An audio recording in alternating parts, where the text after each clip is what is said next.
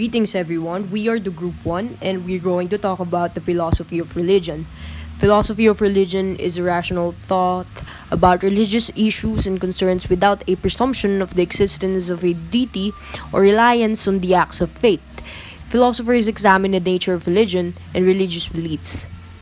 So, the Ontological Argument by St. Anselm. First, we have to discuss who is St. Anselm. St. Anselm is an Italian Benedictine order and bishop of Canterbury, lived from 1033 till 1109. So he extended the long Augustine tradition that in order to understand the truth and existence of God, one must believe it first, rather than trying to understand and then believe the truth and existence of God. So in other words, St. Anselm believes that you must believe in order to understand. And the main focus of the ontological argument about the existence of God is that he said that God is a being than which no greater can be conceived. So he believes that reasons are important to elucidate and validate faith.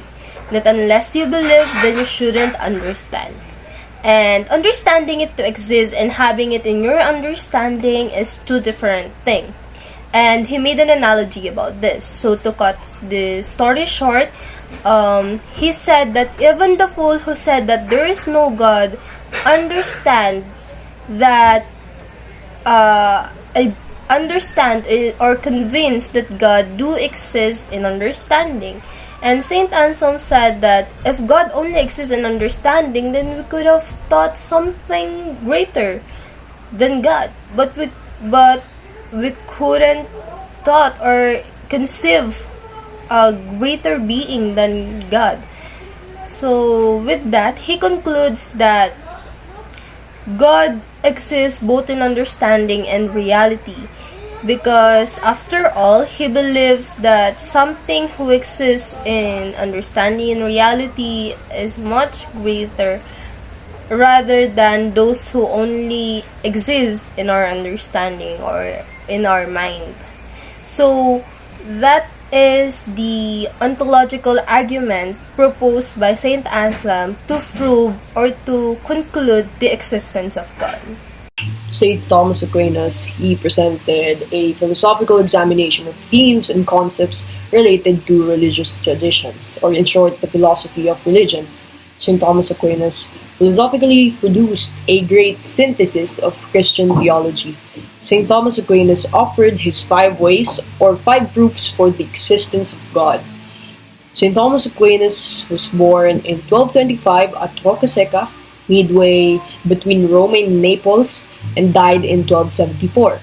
He was canonized in 1323, then later proclaimed a doctor of the Church by Pope Saint Pius V in 1567. Moving on, we have the argument of motion. It's stated there that if there is a movement, there is a mover that started the motion. St. Thomas Aquinas believes that it is the God of Christianity. In short, whatever is currently at motion, it is moved by someone else. The mover is also moved with something else. Therefore, the infinite moved is moved by a prime mover. Yung prime mover na yon ay pinaniniwalaan ni St.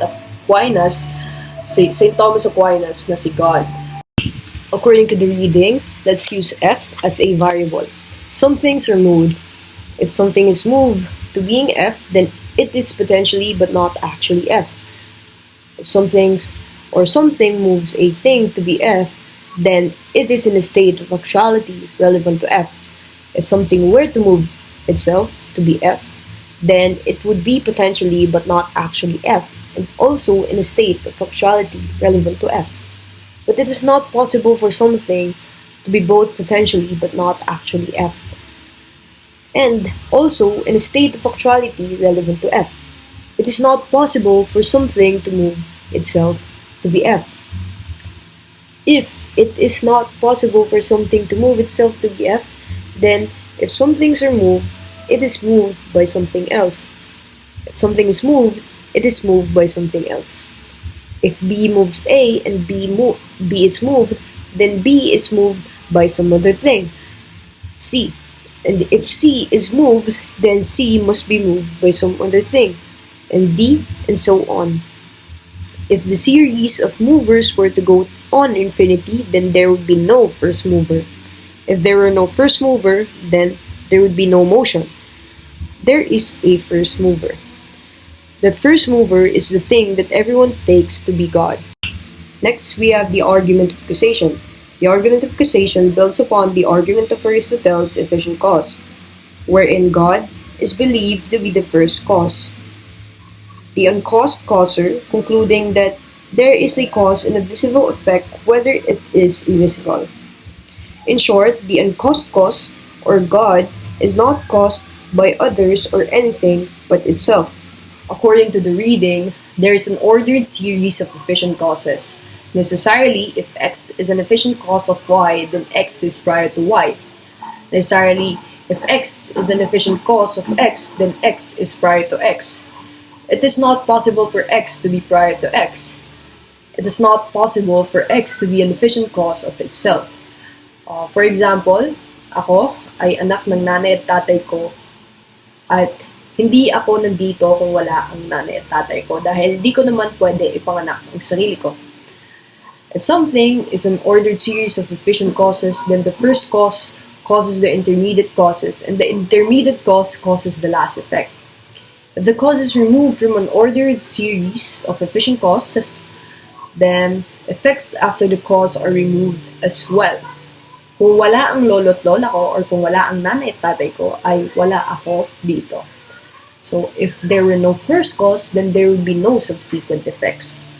If an ordered series of an efficient cause could proceed infinitely, then there would be no first cause. If an ordered series of efficient causes could proceed infinitely, then there would be no subsequent effects. But there are subsequent effects, right? Dahil nandito ako, nandiyan ang nanay at tatay ko, at may gumawa sa kanila, there is an subsequent effects. An ordered series of efficient causes cannot proceed infinitely. Hindi na lang palaging may gumawa sa atin, di ba? Hindi na lang palaging lolo ko, then yung lolo ng lola ko. Diba? An ordered series of efficient either proceeds infinitely, terminates in a cause that causes itself, or terminates in an uncaused cause. An ordered series efficient causation terminates in an uncaused cause. We call that uncaused cause God. Third, the argument from possibility and necessity. In this argument, there are two beings. One, the contingent being, which the one that exists but could not exist in. Second, the necessary being, which is God, because He has and will always exist. If every being were contingent, therefore, then there will be a time at which nothing existed, but then there will be nothing in existence now. There must be a being that is necessary in itself, and this being is God. In short, there must be at least one necessary being to exist at the very beginning for the rest of the beings to be able to exist. According to the reading, there's an ordered series of efficient causes. Necessarily, if X is an efficient cause of Y, then X is prior to Y. Necessarily, if X is an efficient cause of X, then X is prior to X. But it is not possible for X to be prior to X. It is not possible for X to be an efficient cause of itself. If something is an ordered series of efficient causes, the first cause causes the intermediate causes, and the intermediate cause causes the last effect. If a cause is removed from an ordered series of efficient causes, then the effects after that cause are removed as well. If there were no first cause, then there would be no subsequent effects. If an ordered series of an efficient cause could proceed infinitely, then there would be no first cause. If an ordered series of efficient causes could proceed infinitely, then there would be no subsequent effects. But there are subsequent effects. So, an ordered series of efficient causes cannot proceed infinitely. An ordered series of efficient causes either precedes infinitely and terminates in a cause that causes itself, or terminates in an uncaused cause. An ordered series of efficient causation terminates in an uncaused cause. We call that uncaused cause God. Fourth, we have the argument from gradiation. This argues that we have a model for our gradiation. Thus, he is the paramount of perfection. This makes use of man's knowledge of perfection and his tendency to judge or evaluate whether an object or person is more or less perfect. The existence of such perfect being, if any being would be compared or evaluated against such perfection, then they would be judged as less perfect. According to the reading, there are some things that are more or less good, more or less true, or more or less noble. If something is more or less F, then there is something maximally F. There is something maximally good, something maximally true, and something maximally noble. There is something maximally true. If something is maximally true, then it is maximally being. Something is maximally being. If something is maximally F, then it is the cause of all things that are F. There is something that is cause for all beings, their goodness, and each of their perfections. We call that thing which is the cause of being, goodness, and perfection of all other things, God. And lastly, the argument from the governance. It uses the analogy that if something like the world was made so elegantly, there must be a maker. Demonstrating God's existence is an argument from final causes, or ends in nature. According to the reading, if something always, or for the most part, acts in the same way in order to bring about which is best, then it acts for the sake of an end. Beings in nature always, or for the most part, act in the same way in order to bring about that which is best. Beings in nature act for the sake of an end. If beings in nature act for the sake of an end, then beings are in nature are directed by something that has cognition and intelligence.